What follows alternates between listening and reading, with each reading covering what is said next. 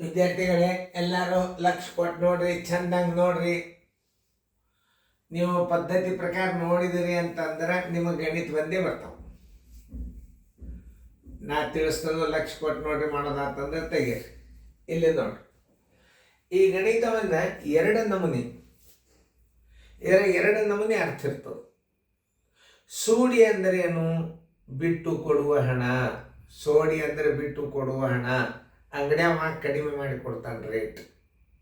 ಅದಕ್ಕೆ ಬಿಟ್ಟು ಕೊಡೋ ಹಣ ಅಂದ್ರೆ 20. ಎಷ್ಟದ? ಶೇಕಡ 20. 100 ರೂಪಾಯಿ ವಸ್ತು ಇತ್ತು ಅಂತಂದ್ರೆ ಅವ 20 ಬಿಡುತ್ತಾನ. ಇಲ್ಲಿ ಎರಡು ಪ್ರಶ್ನೆಗಳು ಉದ್ಭವಿಸ್ತಾವ ನಿಮಗೆ.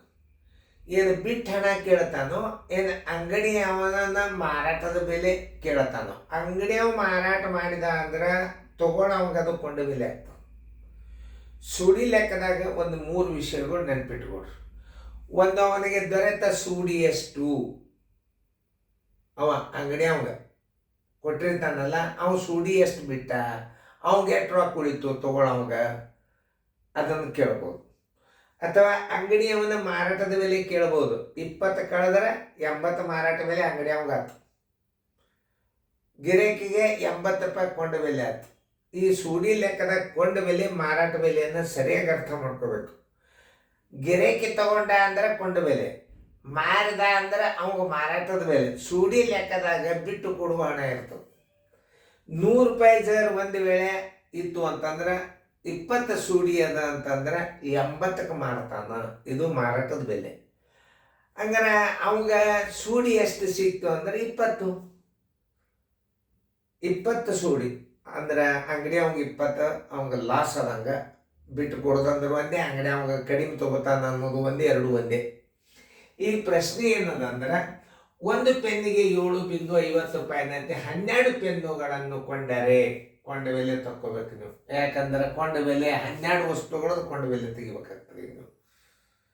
ಯಾಕಂದ್ರೆ ಒಂದು ವಸ್ತುವಿನ ಬೆಲೆ ಕೊಟ್ಟಾಗ 12 ವಸ್ತುಗಳ ಬೆಲೆ ಕೊಂಡ ಬೆಲೆ ತಕ್ಕೊಂಡು ಆಮೇಲೆ ಏನದ ಸೂಡಿ ಲೆಕ್ಕ ತೆಗಿಬೇಕಾಗ್ತದೆ. ಹೆಂಗಂದ್ರೆ ಒಟ್ಟು ಕೊಂಡ ಬೆಲೆ ಎಷ್ಟು ಬರ್ತದೆ ನೋಡಿಕೊಂಡು ಅದಕ್ಕೆ 100ಕ್ಕೆ 20 ಸೂಡಿ, ಇಷ್ಟು ರೂಪಾಯಿಗೆ ಎಷ್ಟು ಸೂಡಿ ಸಿಕ್ತು. ಅಥವಾ 100ಕ್ಕೆ 100 ಬೆಲೆ ಇದ್ದಾಗ 80ಕ್ಕೆ ಮಾರ್ತಾನ, ಎಷ್ಟು ಕೊಂಡ ಬೆಲೆ ಇರ್ತದೆ ಅದು ಎಷ್ಟಕ್ಕೆ ಮಾರ್ತದ. ಎರಡು ನಮೂನಿ ಗಣಿತಗಳು ಇದ್ರಾಗಿರ್ತಾವೆ. ಇಷ್ಟು ತಿಳಿಸಿ ಹೇಳಿದೆ ಅಂತ ನೀವು ಮಾಡ್ತಿದ್ರೆ ಮಾಡಿ. ನಿಮಗೆ 1 ನಿಮಿಷ ಟೈಮ್ ಕೊಡ್ತದೆ. 1 ನಿಮಿಷ ಟೈಮ್.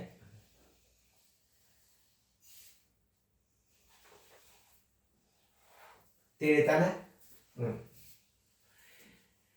ನೋಡ್ರಲ್ಲಿ, ಇಲ್ಲಿ ಪ್ರಶ್ನೆನ ಹೆಂಗೆ ಅರ್ಥ ಮಾಡ್ಕೋಬೇಕಂದ್ರೆ, ಒಂದು ಪೆನ್ನಿಗೆ 7.50 ರೂದಂತೆ 12 ಪೆನ್ನುಗಳನ್ನು ಕೊಂಡರೆ 20 ಸೋಡಿ ಕೊಡುವರು. ಹಾಗಾದರೆ 12 ಪೆನ್ನುಗಳಿಗೆ ಕೊಡಬೇಕಾದ ಹಣ ಎಷ್ಟು ಅಂದ್ರೆ ನೀವು ಕೊಂಡ ಬೆಲೆ ಕಂಡುಹಿಡಿಬೇಕು. ಅಂಗಡಿ ಅವಾಗ ಮಾರಾಟದ ಬೆಲೆ ಆಯ್ತು, ನಿಮಗೇನಾಯ್ತು ಅದು ಕೊಂಡ ಬೆಲೆ ಆಯ್ತು.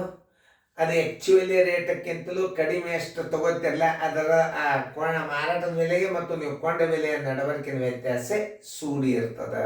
ಸೂಡಿ ಅಂದರೆ ಬಿಟ್ಟು ಕೊಡುವ ಹಣ, ಕನ್ಸೆಷನ್ ಹಣ. ಇಷ್ಟು ಅರ್ಥ ಮಾಡ್ಕೊಂಡು ಈಗ ನೋಡಿ, ಕೊಂಡ ಬೆಲೆ ತೆಗೆದು 12 ಪೆನ್ನುಗಳ ಕೊಂಡ ಬೆಲೆ ಬರೋಬ್ಬರಿ. 12 ಪೆನ್ನುಗಳ ಕೊಂಡ ಬೆಲೆ ಬರೋಬ್ಬರಿ. ಕೊಂಡ ಬೆಲೆ ತಕ್ಕೋಬೇಕಾಗ, ಯಾಕಂದ್ರೆ ಒಂದು ಪೆನ್ನಿಂದ ಕೊಟ್ಟಾನವ. ಕೊಂಡ ಬೆಲೆ ಬರೋಬ್ಬರಿ 7.50 ಗುಂಡ್ಲೆ 12. 12 ಪೂಜೆ 12 5 60 ಕೈಲ ಬಂತು. 12 84 1 6 90 ರೂಪಾಯಿ ಏನಾಯ್ತು ಕೊಂಡ ಬೆಲೆ ಆಯ್ತು. ಪೈಸೆ ತೆಗೆದು ಬಿಡ್ರಿ, ಅದು ಮುಂದಿನ ಬಿಂದೊಂದು ಮಂದಿ 2 ಸಾನಿ ಬಂದು ತೆಗೆದು ಇಟ್ಟು ಬಿಡ್ರಿ, ನಡೀತದೆ. 90 ರೂಪಾಯಿ ಕೊಂಡ ಬೆಲೆ ಆಯ್ತು. ಅಂಗಡಿ ಅವಾಗ ಎಷ್ಟು ಸೂಡಿ ಹೇಳ್ಯಾನವ? 100ಕ್ಕೆ 20 ಸೋಡಿ ಎಷ್ಟು? 100ಕ್ಕೆ. ಅಂಗಡಿ ಎಷ್ಟು ಕೊಡ್ತಾನೆ? 80 ಕೊಡ್ತಾನೆ.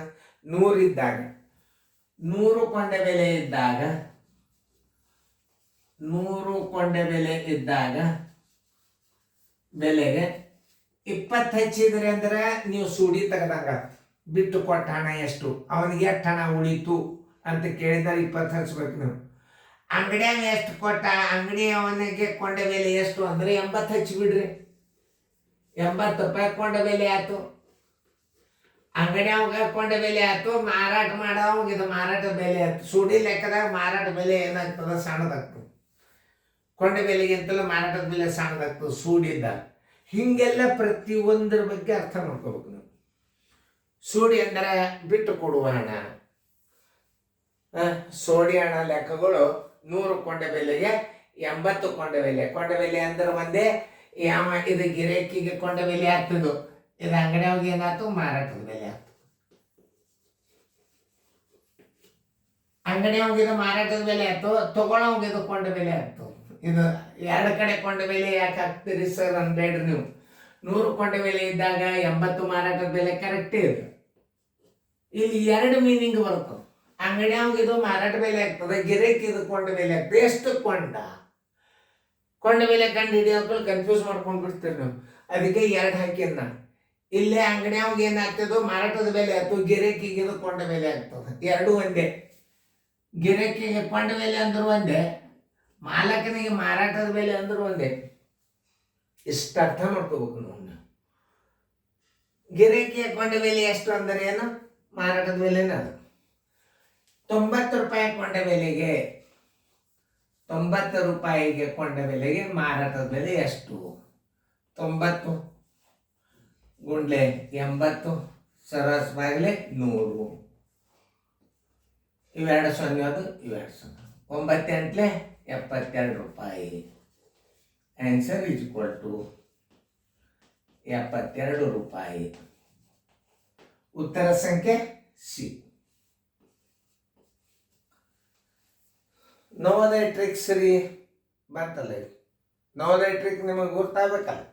ಇಲ್ಲಿ ಏನು ಮಾಡಬೇಕು, ಒಂದು ಕಚ್ಚಾ ತಗೊಂಡು ನವೋದಯದಾಗ ನವೋದಯ ಥಿಯರಿ ಅಂತ ತಿಳ್ಕೊಂಡು ಒಂದು ಕಚ್ಚಾ ನೋಡ್ರಿ ಎಲ್ಲರೂ ಲಕ್ಷ ಕೊಟ್ಟು ನೋಡ್ರಿ. ನವೋದಯ ಥಿಯರಿ ನೀವು ನವೋದಯ ಪೇಪರ್ದಾಗ ಕೂತಿರ್ತೀರಿ. ನಿಮಗರೆ ಇದನ್ನ ಕೊಂಡ ಬೆಲೆ ಕಂಡು ಹಿಡಿಬೇಕಾಗ್ಯದ. 7.50 7.50 ಗುಂಡ್ಲೆ 12ಕ್ಕೆ ಬರೋಬರಿ 90 ಬಂತು. 20 ಸೂಡಿ ಅದ ಅಂದ್ರೆ 80 ಆಯ್ತು. ಈ 2 ಸೊನ್ನೆ ತೆಗೀರಿ, 2 ಸೊನ್ನೆ ತೆಗೆದು 72 ರೂಪಾಯಿ ಅಂತ ಹಚ್ಚಿಬಿಡ್ರಿ. ನೋಡ್ರಿ ಎಷ್ಟು ಟ್ರಿಕ್ಸ್ಗಳು. 12 7.50ಕ್ಕೆ 12 ಗುಣಾಕಾರ ಮಾಡಿದ್ರೆ ಕೊಂಡ ಬೆಲೆ ಬಂತು. ಎಷ್ಟು ಬಂತು? 90 ರೂಪಾಯಿ ಬಂತು.